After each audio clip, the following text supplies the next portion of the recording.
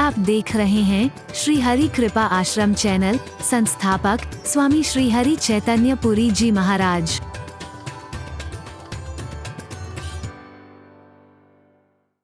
करते हैं, दूसरों की गलत मानते हैं, दूसरों की अनुचित मानते हैं, जिन बातों से दो लोगों से घृणा करते हैं। अफसोस, गहराई से झांक के देखोगे तो अपने में वही चीजें आपको नजर आ जाएंगी। कई बार ऐसा होता है, फलाना ऐसा, ठिकाना ऐसा, ढूंढोगे तो हरि बोलना। इसलिए अगर अपने हृदय को निवास बनाना है परमात्मा का, छोड़ो इस झंझट को। जो कोई करता है करने दो। कल भी मैंने आपसे कहा, सारी सृष्टि न सुधरी थी, न सुधर रही है, न आगे सुधरेगी। तो क्या करें महाराज जी? तू अपने आप को सुधार ले और जितनों का प्रेरक बन सके बस वो कर, बाकी तेरे को करने की जरूरत नहीं। कई बार हम अपने आप को बड़ा सुधरा हुआ मान लेते हैं और हम सोचते हैं कि फलाने को भी सुधार दे, फलाने को भी सुधार दे, फलाना हमें बिगड़ा हुआ नजर आता है। मैं वहां भी इस परिस्थिति में भी यही कहूंगा कि औरों को सुधारते सुधारते कहीं खुद मत बिगड़ जाना। हरि बोलना।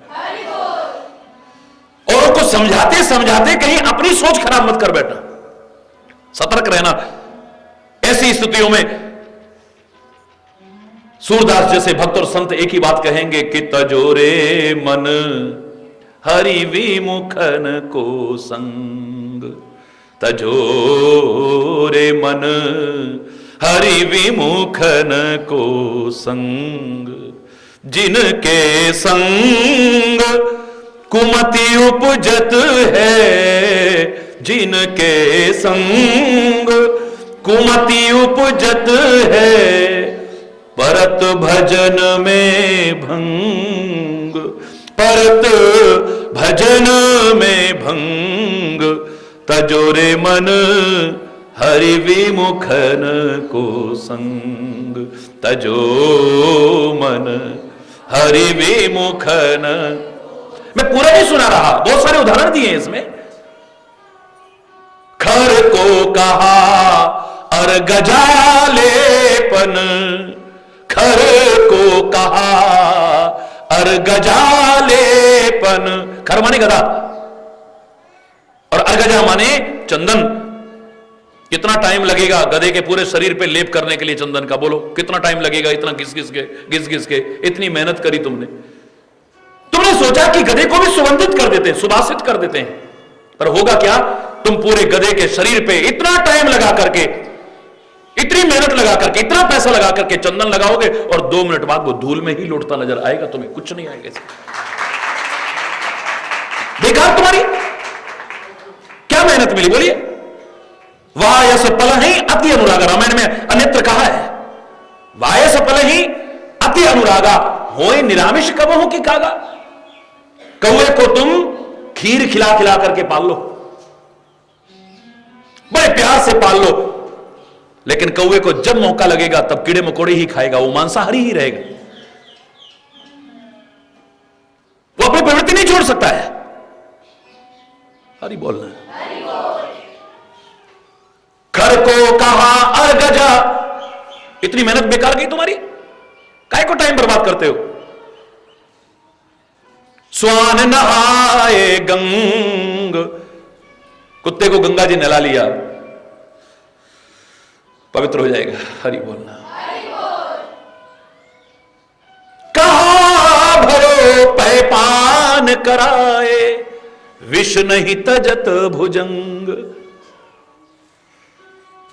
दूध पिला लेना खूब, रात दिन पिला लेना, लेकिन वो दूध भी सांप अगर पिएगा भी तो जहर ही बनेगा, अमृत बनने वाला बिल्कुल भी नहीं। वो अपने विष का त्याग नहीं करेगा। दूध पिला लो, अमृत पिला लो, लेकिन वो हरि बोल विष का त्याग नहीं कर सकता है। पुराने लोग कहा करते ना जिस कहावत को, कड़वी तुम्बी को कहीं भी घुमा लाओ वो कड़वी रहेगी। कड़वी तुम्बी होती थी ना पहले, है? गंगा जी ने लाओ, गंगा सागर ने लाओ, यमुना जी ने लाओ, दुनिया भर में वो कड़वी रहेगी। मीठी नहीं हो सकती है। नीम के पेड़ में तुम लाख चीनी के इंजेक्शन लगाओ और चीनी के मीठे पानी से सिंचाई करो, तब भी शरबत से सींचो नीम, फिर नीम ही नहीं अगर कड़वी ना हुई तो। हरि बोल। जिसका जो स्वभाव परिपक्व हो चुका है वो नहीं छोड़ेगा। तभी तो कहते हैं बचपन से ही इन बच्चों को अच्छे संस्कार डालने की कोशिश करो, बचपन से ही। तो अभी ये मिट्टी कच्ची मिट्टी है, इसे जैसे ढालोगे ढल जाएगी, जब ये पक जाएगी फिर कोशिश करोगे तो टूट सकती है, सुधर नहीं सकती है कभी भी। घर बनने के बाद, पकने के बाद अगर तुम उसमें सुधार करना चाहो तो तुम्हारा वो प्रयास मूर्खतापूर्ण प्रयास होगा। अभी कच्ची मिट्टी है, आप डंडा भी मार लेता, कुम्हार मटका बनाने के बाद कहीं छेद रह गया है तो डंडा भी मार लेगा, तोड़ने के लिए नहीं, हथेली भी अंदर रखता है बचाने के लिए, लेकिन पकने के बाद अगर मारेगा तो। हरि बोल। जिनके स्वभाव परिपक्व हो चुके हैं। अपवाद नहीं कह रहा हूं यहां पर, क्योंकि अपवाद सब जगह है, उसको छोड़ करके अधिकांशतः तुम्हारा प्रयास बेकार जाएगा, बिल्कुल बेकार। जैसे ऊसर के अंदर, बंजर भूमि के अंदर बीज बो करके बीज भी बर्बाद करने की मूर्खता है हमारी, ऐसे लोगों के सामने भी इस प्रकार का व्यवहार करना भी हमारी मूर्खता के अलावा और कुछ भी नहीं है। कुछ लोगों के लिए प्रयास क्या है? रामायण में कहा 60 सन विनय। मूर्ख आदमी को आप हाथ जोड़ जोड़ के करो तो ना और खोपड़ी पे चढ़ेगा। हरि बोल। विश्वामित्र जी महाराज ने बहुत कह दिया हमारे यज्ञ की, भैया काय को भंग करते हो, हे ताड़का, हे सुभाऊ, मेरे अंदर बहुत ताकत है, एक छींटा पानी का मारो तो मैं स्वाहा कर सकता हूं, लेकिन अब मैंने छोड़ दिया है गुस्सा करना। हरि बोल। मैं हाथ जोड़ के कह रहा हूं भैया अब मेरे को यज्ञ करने दो, तुम काय को मेरे को विघ्न डालते हो आकर के। मानेंगे वो हाथ जोड़ने की बात? लाख हाथ जोड़ जोड़ के फिर आखिर में राजा के पास ही पहुंचे, फिर क्या करते हो? खुद भी चाहते तो उसको सर्वनाश कर सकते थे, लेकिन संत नहीं रहते, फिर यही कर सकते फिर, और क्या है? भाई हाथ जोड़ के नहीं मान रहा तो फिर ठीक है भैया, राजा से कहा देखो ऐसे ऐसे मेरे यज्ञ नहीं करने दे रहे हैं हमको, और ये शांति से नहीं रहने दे रहे हैं, हमारी शांति भंग हो रही है। हरि बोल। क्या करेगा फिर? क्या करेगा आदमी? बोलिए। क्योंकि मूर्ख व्यक्ति को हाथ जोड़ने की बात समझ में आएगी नहीं कभी भी। वो सोचेगा मेरे से डर रहा है और खोपड़ी पे चढ़ेगा। क्षमाशीलता को कायर सा समझ बैठते हैं मूर्खतावश लोग। हरि बोलना। तुम्हारी विनम्रता को कायरता समझ लेते हैं लोग कई बार। 60 सन विनय कुटिल सन प्रीति।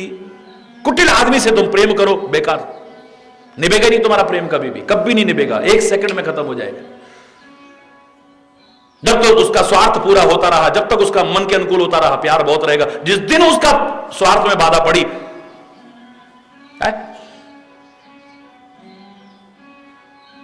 जिस दिन उसके मन के अनुकूल ना हुआ, एक सेकंड में प्यार खत्म होते, एक सेकंड लगे, एक सेकंड। रामायण में कहा है कुटिल का प्यार कैसा होता है? दामिग्नि दमक रहन घन माही, खल के प्रीत जथा थिर नहीं। बिजली चमकती है आकाश में, वर्षा ऋतु में आप देखते हो बिजली चमकती है, लेकिन स्थिर तो नहीं रहती। बिजली चमकी और खत्म, चमकी और खत्म।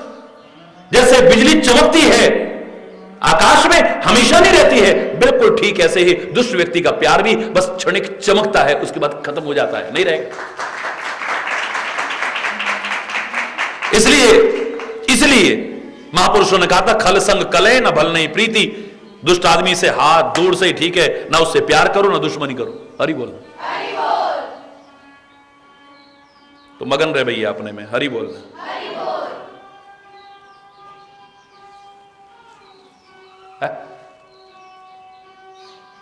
60 सन विनय कुटिल सन प्रीति, सहज कृपण सन सुंदर नीति। स्वाभाविक जो कंजूस प्रवृत्ति का है उससे आप उदारता की बातें करो। है? वो एक आदमी रोए जाए रोए जाए रोए जाए, पड़ोसी आए, भैया क्या हो गया, कोई मर गया क्या? नहीं तो। कोई बीमार हो गया क्या? बोले नहीं तो। कोई चोट चाट लग गई क्या? बोले नहीं तो। कोई नुकसान हो गया क्या? नहीं तो। अब पता था ये कंजूस है, कोई दान पुण्य कर दिया क्या बच्चों ने? बोले नहीं तो। फिर काहे को रो रहा है? बोले पड़ोसी ने दान कर दिया। पड़ोसी ने दान कर दिया, देख देख के मेरे बच्चे बिगड़ जाएंगे और एक दिन मेरा भी बर्बाद हो जाएगा। अरे भगवान बताओ, हरि बोल रहा। पड़ोसी ने दान कर दिया, इसमें भी उसकी जान निकल रही है। सहज कृपण सर्व सुंदर, जो स्वाभाविक कंजूस है, उसके सामने आप उदारता की बातें भी करोगे, उदार बनना तो बहुत दूर की बात है, बंजर भूमि में बीज बोने जैसा है। सहज कृपण सर्व सुंदर नीति, ममता रत सन ज्ञान कहानी। जो ममता में लगा हुआ है, मोह में लगा हुआ है, उसके सामने ज्ञान बखानोगे, बेकार जाएगा तुम्हारा। धृतराष्ट्र को इतना समझाया, गांधारी को इतना समझाया कि संभाल अपने बच्चों को, क्या कर रहे हैं, अपने भाइयों को लाक्षागृह में जलाने की कोशिश कर रहे हैं, कितना अनर्थ कर रहे हैं ये। हरि बोल। आया उसके समझ में आया। धृतराष्ट्र कहता है बात तो तुम ठीक कह रहे हो बाबा, बात तो तुम ठीक कह रहे हो, पर मैं क्या करूं। दर्द तेरे की।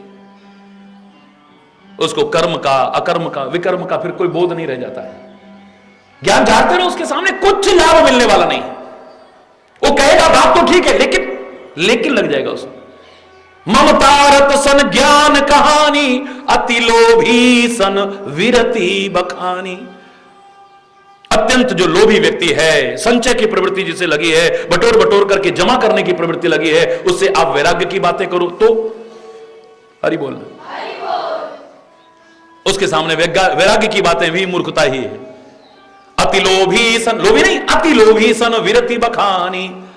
काम क्रोधी ही सम, क्रोधी के सामने शांति का संदेश दो। तू चुप हो जा, ज्यादा मत बोलना, उल्टा हमको ही क्या देगा। गुस्से में कोई और उससे शांति का संदेश, देखो शांत रहो भैया, काय को तू कौन बने भैया, तू कौन होता है, जब तू कौन होता है। क्रोधी से शांति का संदेश बेकार। क्रोधी ही सम, कामी ही हरि कथा। कामी व्यक्ति के सामने श्री हरि कथा कहने लगो तुम। ऊसर बीज बे फल था, जैसे बंजर भूमि में बीज बो दिया, बेकार चला जाएगा, ऐसे तुम्हारे इन सब के प्रति किए प्रयास भी बेकार चले जाएंगे।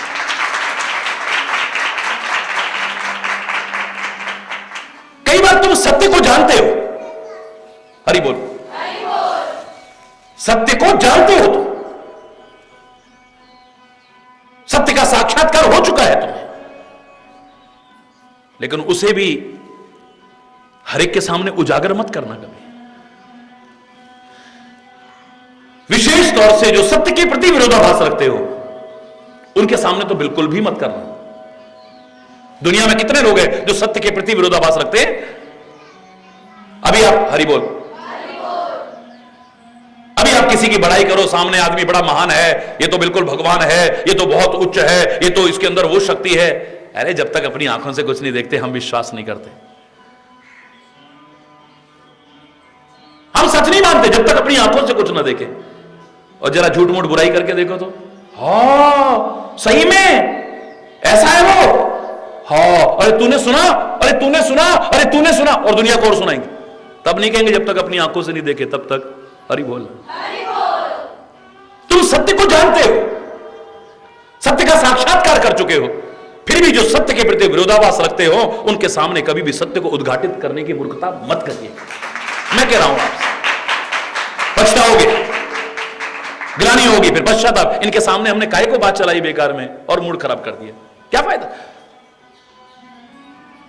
एक पेड़ के ऊपर, पेड़ की एक शाखा के ऊपर हंस बैठा हुआ है, और उसी पेड़ की एक शाखा पर उल्लू बैठा हुआ है। हरि बोल।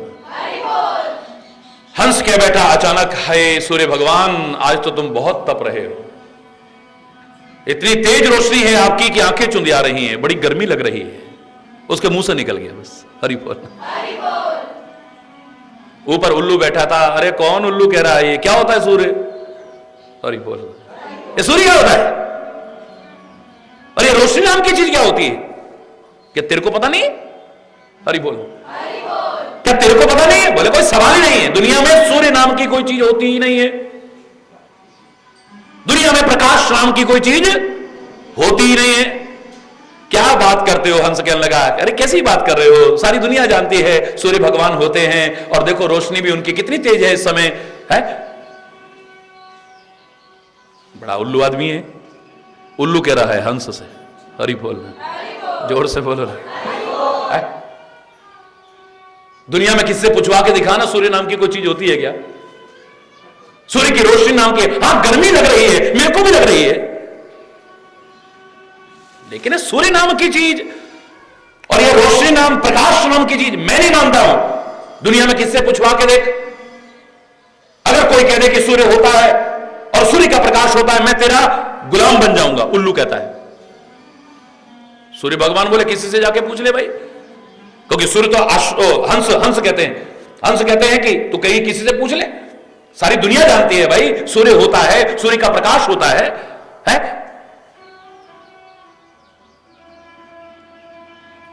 और अगर लोगों ने कह दिया कि नहीं होता है, तो हंस तो आश्वस्त था पूरी तरह से, कहने लगा फिर मेरे को जान से मार देना तू, हरि बोल, मेरे को जान से मार देना फिर, पक्का डन, हरि बोल, चलो बोल किससे पूछवाऊं?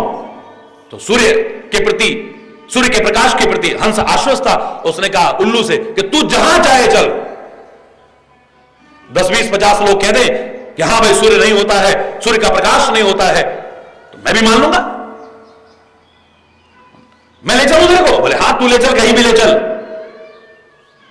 उसको तो पूरा भरोसा है और वो चल दिया, लेकिन उल्लू ले जाता है कहां? जहां 150 उल्लू वृक्षों के झुरमुट में रह रहे थे। हरि बोल, जोर से बोलो ना। 150 उल्लू, जहां हल्का हल्का हल्का हल्का सा अंधेरा सा था, ऐसे वृक्षों के झुरमुट के बीच में उल्लू उस हंस को लेकर के जाता है। हल्का हल्का अंधेरा है, बहुत हल्की रोशनी है, तो थोड़ा थोड़ा दिख रहा है वहां उल्लुओं को। हरि बोल। अपने साथी को देख करके कहने लगे ये किसको ले आया तू, ये कौन है भाई? वो कहता है, ये उल्लू कहता है कि सूर्य होता है दुनिया में कोई, ये उल्लू कहता है कि सूर्य की रोशनी होती है, प्रकाश होता है इस दुनिया में। अरे भाई तुम 100-200 बुजुर्ग बैठे हो, चलो पंचायत हो जाए बढ़िया। तुम इतने बड़े बड़े बुजुर्ग लोग बैठे हो, बुड्ढे बुड्ढे उल्लू बैठे थे वहां पे, बताओ भाई सूर्य नाम की चीज होती है कोई? बोले नहीं। सारे एक स्वर में बोलेंगे, क्या बोलेंगे बोलो? सब एक जैसे थे तो काय स्वर में बोलेंगे बोलो? काय का सूर्य भगवान, सूर्य नाम की कोई चीज नहीं होती है। सूर्य का प्रकाश, बोले प्रकाश नाम की कोई चीज नहीं होती, क्योंकि उन्होंने कभी देखा ही नहीं है। उन्होंने जब देखा ही नहीं है, उनको क्या पता? तुमने देखा है। अब बहस जब होने लगी, विवाद होने लगा, तो उल्लू कहता है बेटा अब ठहर, तूने कहा था 10-20 लोग भी कह देंगे, यहां तो 200-400 लोगों ने कह दिया कि सूर्य होता ही नहीं है, प्रकाश होता ही नहीं है, अब इसको मारो। इसने कहा था मेरे को मार देना। वो तो भागा वहां से हंस, पेड़ों के झुरमुट के बीच से बाहर निकला, बाहर रोशनी हो गई, उल्लुओं को दिखना बंद हो गया तो बच गया, वरना तो उसके जान के लाले पड़ जाते। जिन्होंने सत्य को देखा ही नहीं है। अरे छोटी छोटी सी बातें देख लो आप, बुजुर्ग लोग कहते हैं ना 2 पैसे की चीज लाते थे हम, हमारे घर भी खा लेता था, पड़ोस में भी दे आते थे। हरि बोल। 2 पैसे की चीज लाते थे, 2 पाई की। हरि बोल। एक आने का इतना सामान आता था, इतना आता था, हमसे खाया नहीं जाता था। बच्चे क्या कहेंगे? यार दादाजी लंबी मत फेंको यार खाली। हरि बोल। दादाजी लंबी मत फेंको, बहुत लंबी फेंकते हो तुम तो, है? जिसने कभी देखा ही नहीं उसे क्या विश्वास होगा? तुमने सत्य को देखा है, तुम्हारा दिल स्वीकार करता है, आनंद लो। जो सत्य के प्रति विरोधाभास रखते उनके सामने सत्य को प्रकट करके और अपने आप को उपहास का पात्र बनाने की कोशिश मत करो। हरि बोल। छोड़ो झंझट सारा का सारा, अवगुण तजे सबके गुण गही, अवगुण तजे। इसमें उपासना का कहीं उल्लेख नहीं है इस निवास में। नवदा भक्ति का कोई क्रम इसके अंदर आपको नजर नहीं आ रहा है? ना वो जप करता है, ना वो तप करता है, ना वो साधन करता है, ना वो यज्ञ करता है, ना कोई दान पुण्य करता है, ना कोई कथा प्रवचन सुनता है, लेकिन जीवन अच्छा है, आचरण अच्छा है, कर्म अच्छे हैं, ऐसे व्यक्ति का हृदय भी परमात्मा का निवास बन सकता है। इस निवास की विशेषता देखिए आप, इस निवास की विशेषता को बड़े गहराई से सोचना जरा। अब गुणता जी सबके गुण गई, आज बहुत दिन हो गए इस आदि चौपाई पर ही, थोड़ा आगे बढ़ते हुए विप्रधेनु हित संकट सही, बोलो विप्रधेनु हित। जो विप्र के लिए, धेनु यानी गाय के लिए संकट सहन करते हैं। मेरे प्रभु काय के लिए आते हैं दुनिया में, काय के लिए अवतार लेते हैं? राम जन्म के हेतु अनेका, परम विचित्र एक ते एका। राम के जन्म के अनेक कारण हैं, लेकिन उन सब का निचोड़ एक तो जरूर निकल के आता है सर्वत्र पढ़ने पर, जानने पर। विप्रधेनु सुर संत हित लीन मनुज अवतार। हरि बोल। ब्राह्मणों के लिए, गौ माता की रक्षा के लिए, देवताओं के लिए और संतों और भक्तों के लिए सह संकट की साधु सुखारी। मेरा परमात्मा जो दुनिया के संकट दूर करता है, वो खुद संकट इन सब के लिए सहन कर लेता है और दुनिया को सुखी करने की कोशिश करता है। भक्तों को साधु सुखी होते हैं, असाधु नहीं। हरि बोलना। सह संकट की साधु सुखारी। संकट सहते हैं मेरे परमात्मा अपने कर्मों के कारण नहीं, अपनी गलतियों के कारण नहीं, जो संसार के लोग भोगते हैं। दुनिया को कैसे सुख मिल जाए इसके लिए रात दिन कष्ट उठाने को तैयार रहते हैं। ऐसे व्यक्ति का निवास, हृदय परमात्मा का निवास न बन जाए, कैसे हो सकता है?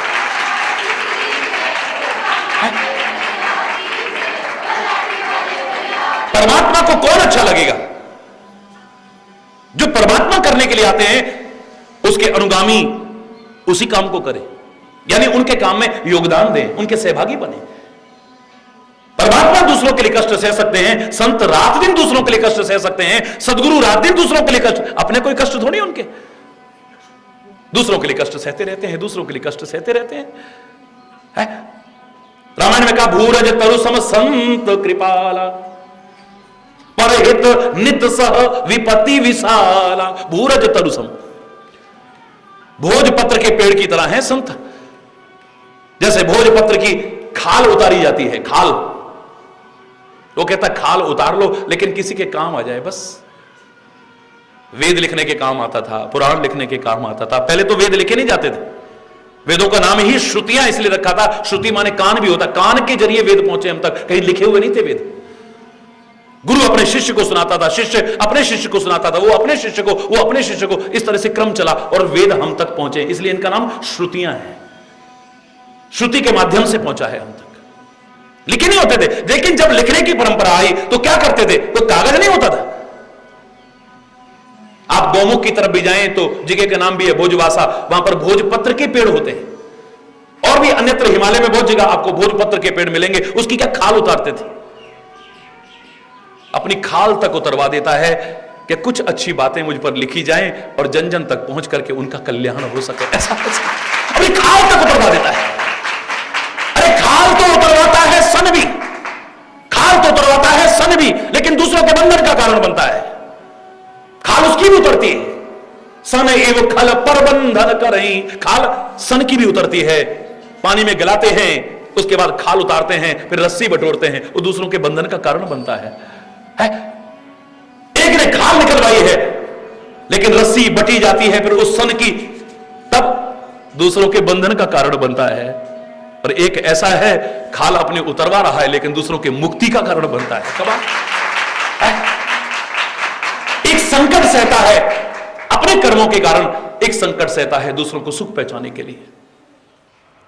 गुरु गोविंद सिंह ने कष्ट उठाए, गुरु तेग बहादुर ने कष्ट उठाए, भगवान कृष्ण ने कष्ट उठाए, भगवान राम ने कष्ट उठाए, महावीर स्वामी महात्मा बुद्ध ने कष्ट उठाए, चैतन्य महाप्रभु ने रात दिन कष्ट उठाए, जगतगुरु शंकराचार्य ने इतने कष्ट उठाए। हमारे इन शहीदों ने, भगत सिंह, ऊधम सिंह, श्याम प्रसाद बिस्मिल, चंद्रशेखर आजाद, सुभाष चंद्र बोस, महात्मा गांधी, इन सबने भी कष्ट उठाए हैं, लेकिन इन्होंने अपने कर्मों के कारण नहीं, दूसरों को कैसे सुख मिल जाए इसके लिए कष्ट उठाए। और जो दूसरों के लिए कष्ट उठाए, प्रभु कहेंगे ये तो मेरे जैसा ही है, हरि बोल। गुरु कहेंगे ये तो मेरे जैसा ही है, हरि बोल।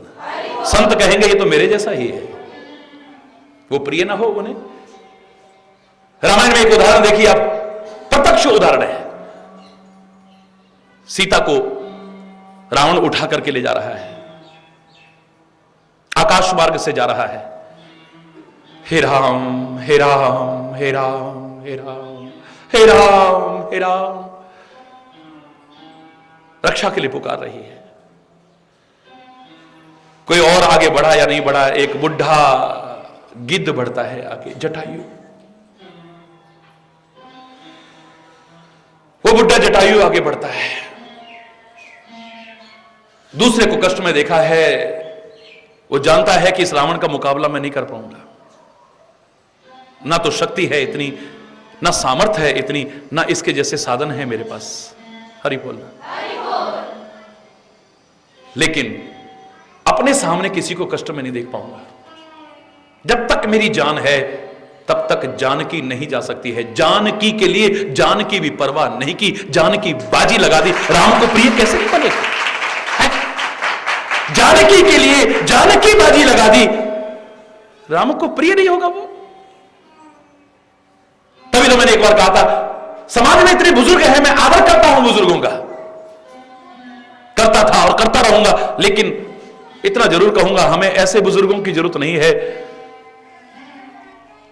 हरि बोल, हरि बोल, जरूरत नहीं, जिनका आचरण समाज के लिए एक आदर्श नहीं बन पाया है। महाभारत और रामायण में दो बुजुर्गों के मैं दर्शन कराता हूं, एक मानव रूप में है, एक पक्षी के रूप में है। वहां भी सबसे बुजुर्ग वो है भीष्म पितामह, और इधर सबसे बुजुर्ग कौन है? गिद्धराज जटायु, बहुत बुढ़ा है। ये दो बुजुर्गों के दर्शन होते हैं, दोनों के जीवन में कितना अंतर है। भीष्म पितामह भी बड़ा आदर्श जीवन जीता है, अपनी प्रतिज्ञा को निभाने के लिए जी जान की बाजी लगा देता है, लेकिन अफसोस इस बात का कि साथ अधर्म का निभाता है। हरि बोल। संकट भी सहता है, युद्ध भी लड़ता है, तो अधर्मियों के कारण, उनके लिए। हरि बोल। आदर्श उदाहरण नहीं बन पाया है, नहीं बन पाया है। ये दो बुजुर्ग हमें दिख रहे हैं, एक मानव के रूप में है, एक पक्षी के रूप में है। एक के पास शक्ति और सामर्थ्य है, युद्ध कला में निपुण है, और दूसरा नहीं। एक की अपनी कुल वधू की लाज लुट रही है, एक ही चावल के दाने की तरह घटना उठाता हूं बस, अपने घर की बहू की लाज लुट रही है और मौन करके बैठा है। राज्य सिंहासन से बंधा था अपनी प्रतिज्ञा के कारण। दुर्योधन, दुशासन, शकुनी, इनके बुरे कर्मों से नहीं बंधा हुआ था, प्रतिज्ञाबद्ध था तो राज्य सिंहासन के लिए था, उनके बुरे कर्मों के लिए नहीं। अपने सामने अपने कुल की बधू की लाज लुट रही है, लेकिन ना तो रक्षा ही करता है शक्ति और सामर्थ्य होते हुए, और ना ही विदुर की तरह उठ के जाता है वहां से। अपनी आंखों से अपने सामने सब कुछ हो रहा है, तीरों के समान चुभने वाले वचन चल रहे हैं, उसके कान सुन रहे हैं, लेकिन आगे उठ करके कुछ नहीं करता है। एक की कोई रिश्तेदारी नहीं है, उसकी कोई कुल बधू नहीं है, बस एक स्त्री को रोते बिलखते जाते देखा है, अपनी जान की बाजी लगा करके भी उसको बचाने की कोशिश करता है। एक पक्षी है, एक मानव है, एक इतना शक्ति संपन्न नहीं है, दूसरा शक्ति संपन्न है, तीसरे के सामने जो है वो उससे कमजोर है, भीष्मपिता के सामने जो है, और इसके सामने सामने वाला बलवान है। उसकी अपनी कुल वधू की लाज लुट रही है, लाज लुट रही है, तब कुछ नहीं कहता है, और ये एक स्त्री को विलखते हुए देखता है, अपनी जान की बाजी लगा देता है। ज्यादा क्या कहूं, इस जटायु को राम की गोदी मिलती है, आंचल मिलता है, दुलार मिलता है, प्यार मिलता है। जगत पिता इसे पिता कह करके अपने हाथों से उसका क्रियाकर्म करता है। और दूसरा, तीरों के समान चुभने वाले वचन भी सुनता रहा और जरा सा विरोध नहीं करता है, तो तीरों की शैया के अलावा उसे और कुछ नहीं मिला है। उसे तीरों की शैया मिली है और इसे प्रभु की गोदी मिली है। अपने पिता का क्रियाकर्म अपने हाथ से न करने वाला राम आज गीध की सारी क्रिया यथोचित कर रहा है, जैसे पुत्र पिता के लिए करता है।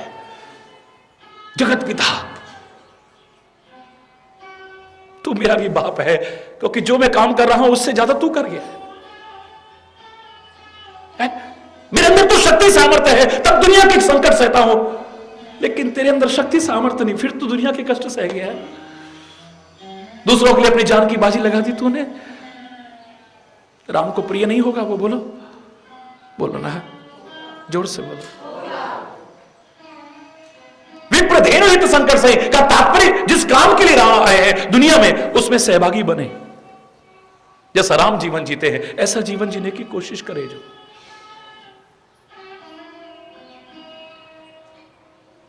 वो राम का प्रिय नहीं करे हैं इसने। मैं फिर कह रहा हूं, कोई उपासना का जो क्रम आप करते हो ये लोग नहीं करते हैं इस वाले निवास में।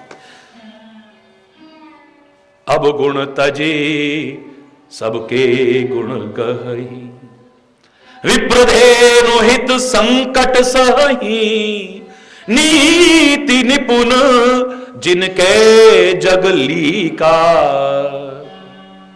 इतने नीति निपुण हैं जो नीति का पालन करते हैं। अब दूसरों के दोष तो नहीं देखोगे, तुम कहोगे सब में राम है, जहां देखो राम नजर आता है, तो फिर तुम्हें तो लोग उल्लू बनाते रहेंगे, बेवकूफी बनाते रहेंगे, ठगने वाले ठगते ही रहेंगे तुम्हें। मेरे महापुरुष इतना अधूरा अर्थ नहीं दे सकते हैं। वो कहते ना किसी को ठगो और ना किसी से ठगाई जाओ कभी। तो नीति निपुण है, नीति में इतने निपुण है कि उन्हें को ठग भी नहीं सकता है। हरि बोलना, उन्हें को ठग भी नहीं सकता है, याद रखना। वो अपनी मर्जी से चाहे ठगे जाए और खुश हो जाए, अंदर से वो सब जानते हैं कि सामने वाला कैसा है। इतना जीवन उनका बन चुका है। ठगने वाला ठगा जाता है, भक्त को नहीं ठग सकता कभी भी, संत को नहीं ठग सकता कभी भी, सदगुरु को नहीं ठग सकता है। कोई व्यक्ति किसी भक्त को धोखा दे दे और 1000 रुपए मार के ले जाए, 2000 मार के ले जाए, 10,000 मार के ले जाए, अगर उसके पास है तो दे देगा। द्वारा कोशिश करेगा फिर आने की? बोलो ना। 2, 4, 5,000, 10,000 में टल गया। अरे ये तो वो था जिससे तुम चाहते तो तुम्हें जीवन भी मिल सकता था, जीवन का हर सुख मिल सकता था। तुम सारा जीवन उनसे, उनके दरबार पर लेते रहते, जोली फैला फैला करके सारा जीवन। तुमने उनको नहीं ठगा है, अपने आप को ठगा है। तुम पता नहीं क्या कुछ पा सकते थे, इतने में ही छूट गए हो। हरि बोल, छोड़ से बोल रहा है। महाराज जी आप बहुत सीधे हैं, आपको हर कोई ठग रहे। मुझे नहीं ठगता कोई भी। मैं दुनिया से कहता हूं क्या लेकर के आए थे, क्या लेकर के जाओगे। ये सब जो ठगने वाली बातें कर रहे हो ये सब यहीं रह जाएंगी। ना मैं लाया था ना आप लाए थे। बल्कि इतना जरूर है, मुट्ठी बांध के आए थे और हाथ पसारे जाएंगे। ये और जब पैदा हुए थे तो कुछ था हमारे पास, हम उसको भी छोड़ जाएंगे। हरि बोलना। जो लाए थे वो भी। हरि चैतन्य के पास, संतों के पास, भक्तों के पास जो है, अगर उससे कोई ठग लेना, ठग ले, उससे ठग ले। मैं दावे से कह रहा हूं उसका भी जीवन संवर जाएगा और वो जहां रहेगा वो स्थल भी। ठगो ना, लूट लो, लेकिन मेरे पास जो है उसे लूट लो। भक्तों के पास जो है उसे लूट लो, संतों के पास जो है उसे लूट लो, गुरुओं के पास जो है उसे लूट लो। ये सारी चीजें तो लूट करके भी तुम हमेशा के लिए क्या बन जाओगे? ज्यादा से ज्यादा कितने दिन चलेगा वो? और जो भक्त और संत के पास, सदगुरु के पास है, वो अगर लूट लिया ना, यहां भी समर जाएगा और वहां भी समर जाएगा।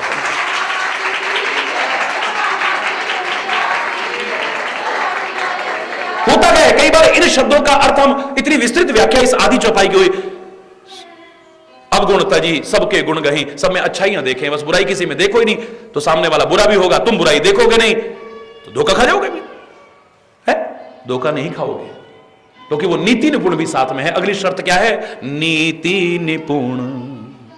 आप व्यवहार उतना ही करोगे जो नीति पूर्वक जैसे करना चाहिए, है? उसी के साथ व्यवहार करोगे और उतना ही व्यवहार करोगे, उसी तरह से व्यवहार करोगे जो नीति कहती है। धोखे का सवाल ही नहीं है। हम धोखा क्यों खाते हैं? हमारे संबंध क्यों टूटते हैं? हमारे संबंधों की मधुरता क्यों खत्म होती है? हम बिना सोचे समझे संबंध बना लेते हैं, और चाहे जिससे बना लेते हैं, चाहे जितना बना लेते हैं, एक दिन खत्म। यही कारण होता है कि एक दिन उसको देखे बिना नहीं रहते थे, अब उसको देखने को भी मन नहीं करता।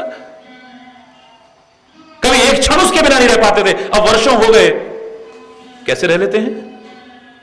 अभी तक गुण गा रहे थे उसके, अब उसकी बुराइयां कर रहे हैं। कभी जान न्यौछावर करते थे उस पर, और एक दिन वो आता है उसकी जान लेने की भी कोशिश कर ले, तो कोई बहुत बड़ी बात नहीं है। कहां गए वो संबंध? कहां गई वो संबंधों की मधुरता? कहां गया वो प्यार? कहां गया वो अपनापन? खत्म हो गया ना। क्यों? नीति नहीं है तुम्हारे पास, नीति निपुण नहीं हो तुम। चाहे जिससे संबंध बना लेते हो, चाहे जितना, जबकि मैंने क्या कहा था, उतना किसी से संबंध मत बनाओ जितना बना सकते हो, उतना बनाओ जितना निभा सकते हो। मतलब ही नहीं है कोई, ज्यादा बनाओ मत ना। तू मेरो चाचा, तू मेरा काका, तू मेरो ताऊ, तू मेरो भैया, तू मेरी बहना, तू मेरी ये, तू मेरा दद्दा, तू मेरा ये, तू मेरा वो, तू मेरा, बना दुनिया भर के रिश्ते बना लिए। बनाना बहुत सरल है, लेकिन निभाना, न ठगो न ठगाए जाओ। हरि बोलना। और ये वाला जो ठग भी जाएगा तो कुछ नुकसान नहीं है, लेकिन ऐसे ठग भी हैं, ऐसे चोर भी हैं जो तुम्हारे अंदर के सद्गुणों को, अच्छे आचरण को, तुम्हारे चरित्र को, तुम्हारे अच्छे स्वभाव को, तुम्हारी अच्छी बोली को भी ठग के ले जाएं। उनसे भी अलर्ट रहना, कभी ठगे मत जाना। तेरी गठरी में लागे चोर, मुसाफिर जाग जरा। बड़े बड़े चोर लगे हैं, लुटेरे लगे हैं, ठग लगे हैं, तेरा लूट लेंगे सब कुछ, पता भी नहीं चलेगा, तेरे को पता भी नहीं चलेगा कब गया सब, खो बैठेगा सब कुछ अपना। ये दुनिया के ठग जो चीजें ठग के ले जाएंगे वो तो दोबारा भी आ जाएंगी, लेकिन एक बार अच्छी बोली अगर ठगी गई, अच्छा स्वभाव खत्म हो गया, अच्छा आचरण खत्म हो गया, तुम्हारा चरित्र खत्म हो गया, तुम्हारा अच्छी चिंतन अगर खत्म हो गया, इसको अगर ठग लिया उन लुटेरों ने, तो ये द्वारा तुमको मिलने वाला नहीं है, सहज में नहीं मिलेगा। अरे बोलो, अलर्ट रहना, अलर्ट। नीति में निपुण है जो, और ऐसा नीति का पालन करते हैं कि दुनिया में उदाहरण बन गए हैं, दुनिया याद करती है उनके नाम से। आज जब भी नीति की बात आती है तो विदुर का नाम क्यों आता है? विदुर नीति चर्चा चलती है, क्यों?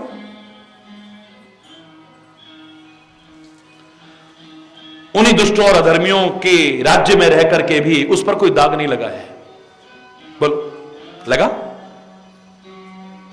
उसका घर भी और उसका घट भी क्या प्रभु का निवास नहीं बना? बोलो ना। महलों को छोड़ करके जिसके घर में राम आ जाए, झोपड़ी में दुर्योधन की मेवा त्याग करके जिसके घर का रूखा अलूना साग खाने को तैयार हो जाए, केले तो क्या केले के छिलके भी खाने को तैयार हो जाए, कुछ तो बात होगी ना, कुछ तो है। नीति निपुण जिनके जग लीक बन जाती है, जिस पर लोग चले तो उनके भी जीवन का उद्धार हो जाए। तो जिस रास्ते पर चलते हैं, जैसे आप देखते हो आदमी चले या बानर चले या जानवर कुछ भी चले, एक लीक सी बन जाती है, रास्ता नहीं था तो भी रास्ता बन जाता है। हरि बोलो। संसार में एक आदर्श उदाहरण बन गए हैं जो लोग अपनी नीति के कारण। प्रहलाद एक उदाहरण बन गया है कि कहां रहकर के भी अपने आप को ठीक रख सकता है। ध्रुव एक उदाहरण बन गया है, कैसे लोगों के बीच रहकर के भी एक आदर्श उदाहरण बन गया है। त्रिजटा लंका में रह करके, राक्षस कुल में उत्पन्न राक्षसों के बीच रह के भी परम भक्ता बन सकती है, परम ज्ञानी बन सकती है, परम विद्वान बन सकती है। मंदोदरी रावण की पत्नी होते हुए भी परम धार्मिक, परम सुसंस्कृत, परम प्रभु प्रेमी बन सकती है। हरि बोल, जोर से बोलो। विदुर ऐसे लोगों के साथ रह करके भी उनके दूषित अन्न का एक कण भी ग्रहण नहीं करता है। कहते हैं झोपड़ी बना के रहता था और खुद जो पैदा करता था उसे खाता था। है? तीरों की शैया पर जब पड़े थे, एक उदाहरण बीच में आया है तो बता रहा हूं। तीरों की शैया पर पड़े हैं कौन? भीष्म पितामह। भगवान कृष्ण पांडवों से कहते हैं अच्छाई तो जहां से मिले वहां से ले लो, अब विरोध खत्म करो और पितामह के पास चलो, उनसे कुछ सीखो, क्योंकि सार जहां से मिले ले लेना चाहिए। ये तो मेरे राम भी कहते हैं लक्ष्मण से, लक्ष्मण भैया जाओ, रावण मृत्यु शैया पर है, जाकर के उससे कुछ शिक्षा ग्रहण करके आओ, उससे कोई उपदेश ग्रहण करके आओ, जिससे तुम्हारे जीवन का उद्धार हो जाए। राम लक्ष्मण से कह रहे, किससे सीख के आओ? किससे? हाय हाय, राम कह रहे हैं। लक्ष्मण कहता राम जी आपका साथ मिल रहा है, आपका ज्ञान मिल रहा है, इससे ज्यादा ज्ञान और किसको होगा?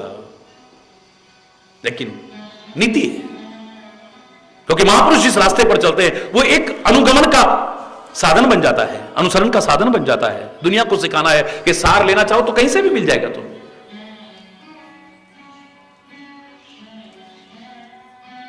और सचमुच लक्ष्मण गया है, खाली हाथ लौटा है।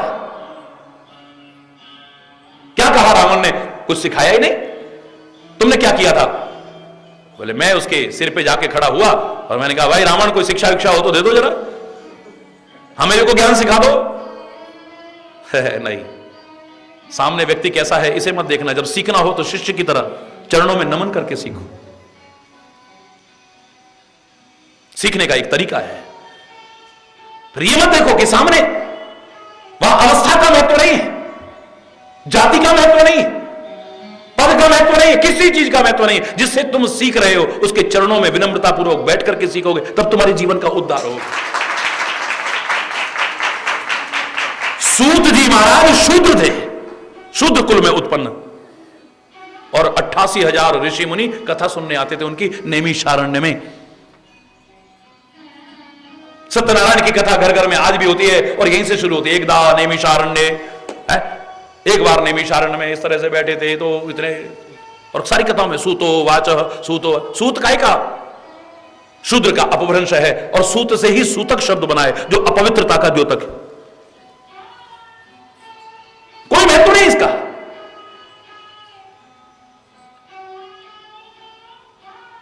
संत ज्ञानेश्वर कितनी छोटी अवस्था के हैं, मात्र 12 वर्ष की अवस्था है।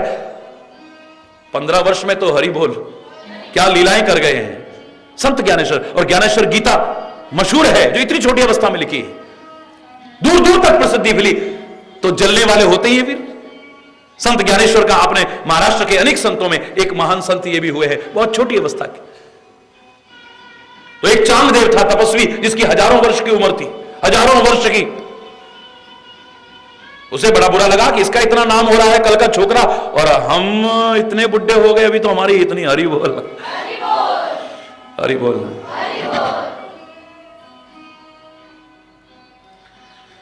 कहता है परीक्षा लेता हूं, एक कागज उठाया,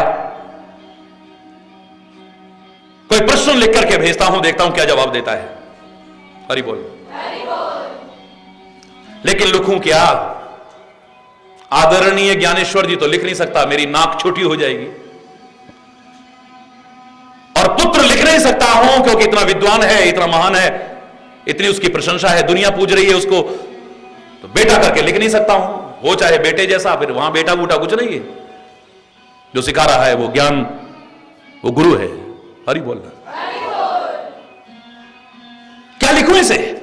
इस कशमकश में, इस उहापोह में क्या करता है, जब समझ में कुछ नहीं आया तो कोरा कागज ही भेज दिया संत ज्ञानेश्वर के पास। दूध लेकर के पहुंचा, संत ज्ञानेश्वर बैठे हुए हैं, बच्चे तो बच्चों की तरह ही व्यवहार कर रहे थे, आनंद मग्न होकर बैठे हुए हैं कि चांगदेव महाराज ने आपके लिए पत्र भेजा है।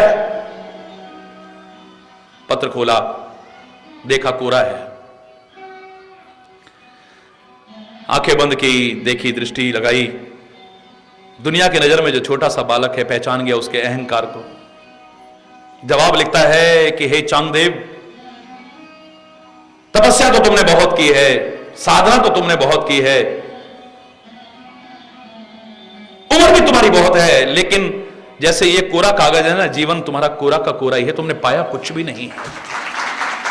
इस कागज की तरह तुम्हारा जीवन अभी कोरा का कोरा है, एक भी स्वर्णिम अक्षरों में लिखने लायक तुम कुछ कर नहीं पाए हो। दूत पत्र लेकर के वापस पहुंचा, सोचो क्या हालत हुई होगी। पत्र को पढ़ करके तो त्योरियां चढ़ गई, बकवास करने लगा है, आग बबूला होने लगा है।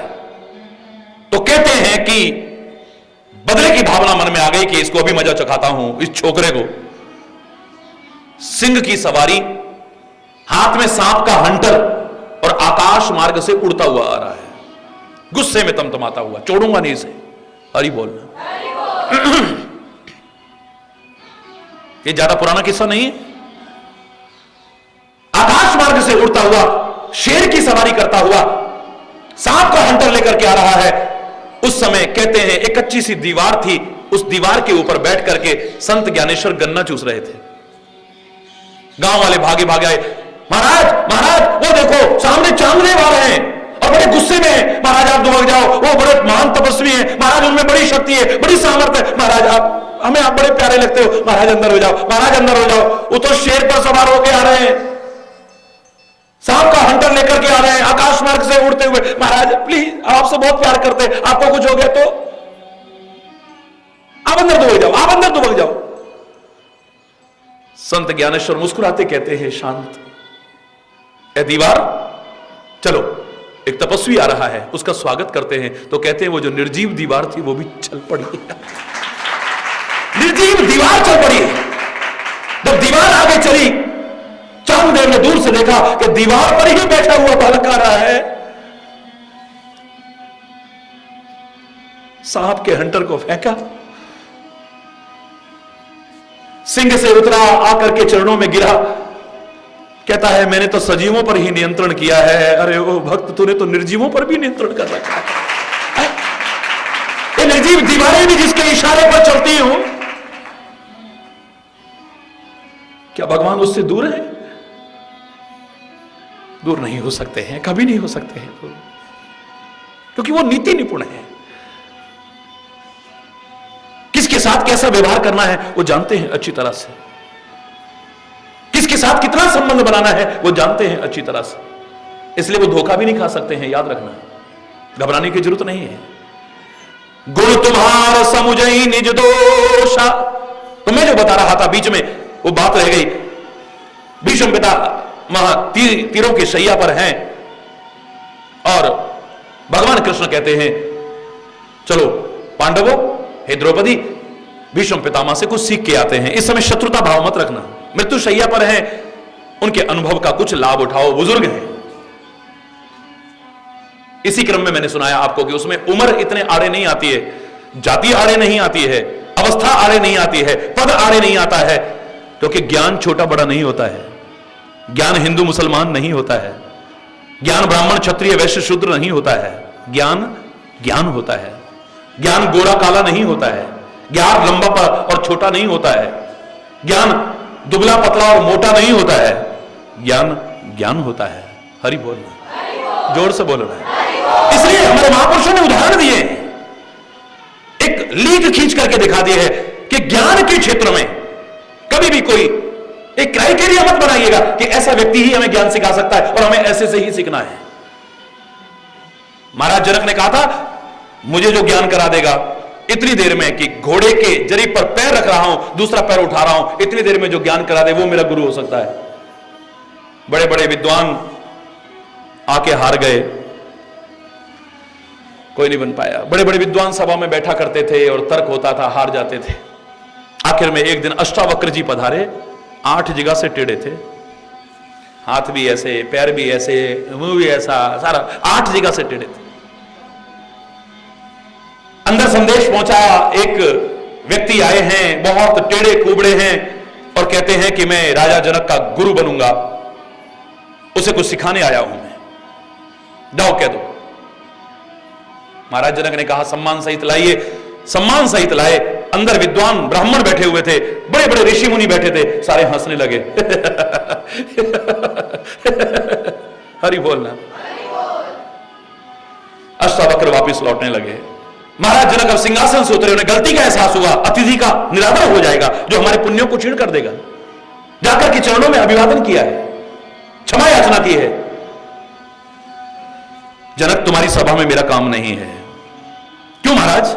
मैंने सुना था तुम्हारी सभा बड़े विद्वानों की सभा है, लेकिन यहां तो चमड़े का काम करने वालों की सभा है ये। हरि बोलना। वो जो बड़े बड़े विद्वान ब्राह्मण बैठे थे, बड़े बड़े ऋषि मुनि बैठे थे, उन्होंने अपना अपमान तौहीन समझी, सारे गुस्से में खड़े हो गए, छोड़ेंगे नहीं तेरे को, तूने हमको कहा क्या है? हम तेरे को चमड़े का काम करने वाले नजर आ रहे हैं।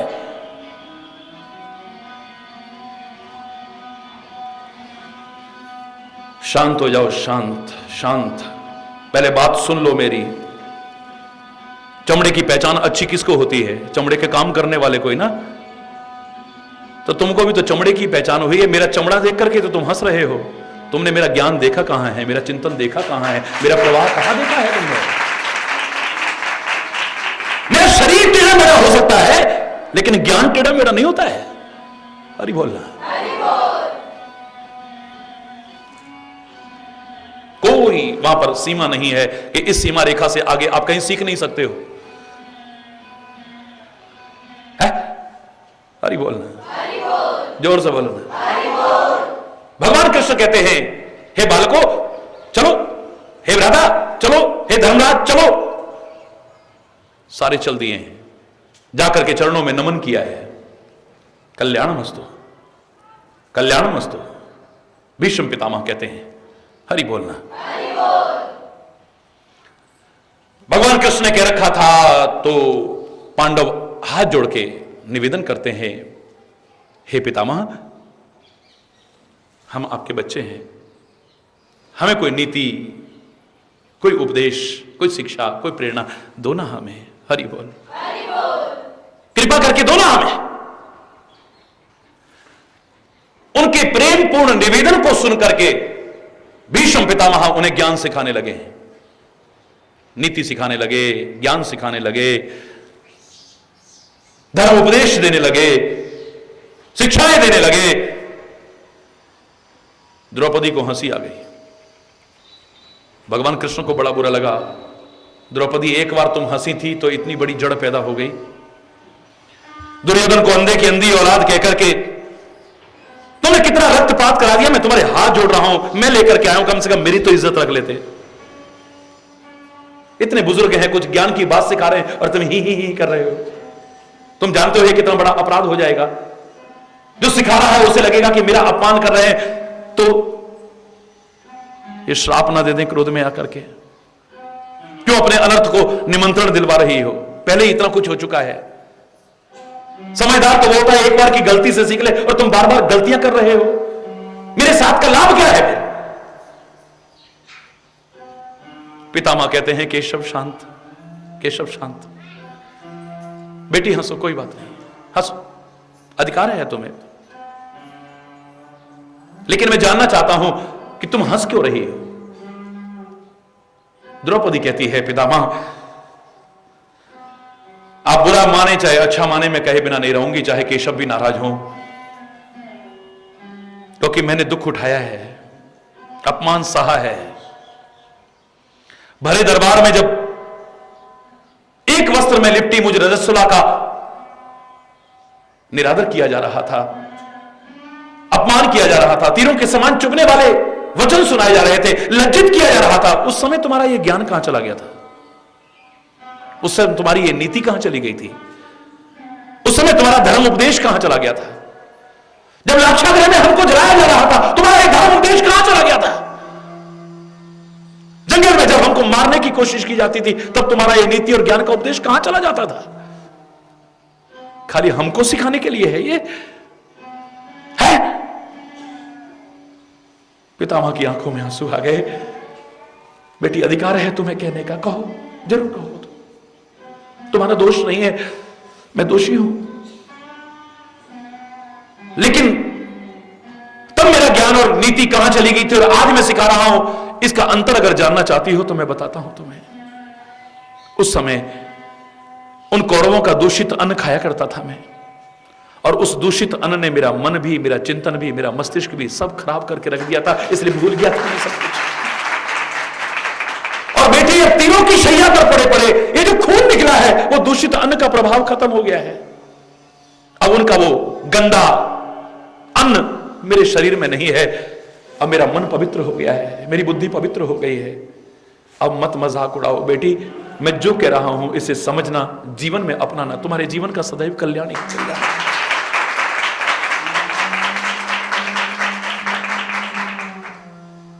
पितामह कितने भी आदर्श व्यक्ति, लेकिन एक लीक नहीं बन पाई है कि पितामह जिस मार्ग पे चले हो उस पर चलना, लीक नहीं बन पाई है। एक कहीं ना कहीं प्रश्न चिन्ह लगते रहे, कहीं ना कहीं प्रश्न चिन्ह लगते रहे। लेकिन विदुर एक लीक बन गया है। विदुर की नीति आज एक आदर्श बन गई है, उस पर जो चलेगा उसके जीवन का उद्धार हो जाएगा।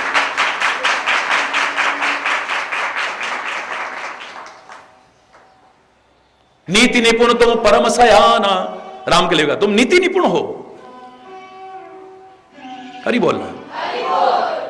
ये महापुरुष इतने नीति का परित्याग नहीं करते किसी भी दशा में, कहीं पर भी, किसी प्रकार भी।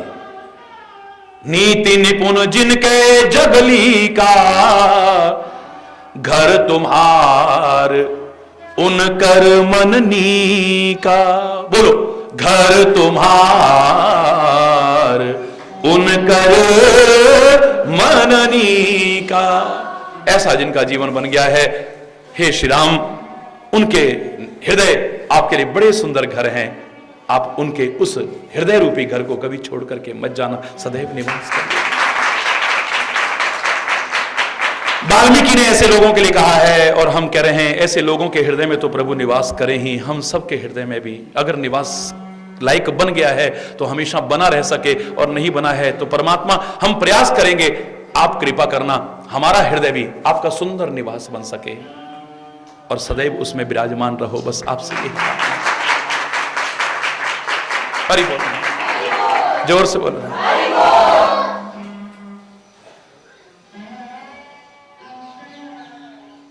इसी प्रार्थना, कामना और आवाहन के साथ समय अभाव के कारण आज यही विराम। शेष प्रभु कृपा से ही कल अगर कोई गलत शब्द निकला हो उसके लिए क्षमा चाहते हुए अपनी वाणी को विराम दूंगा। एक बार जोर से बोलेंगे, धर्म की, अधर्म का, प्राणियों में, विश्व का, गौ माता की, भारत माता की, गंगा माता की, संत समाज की, भारत की देवियों की, भक्त समाज की,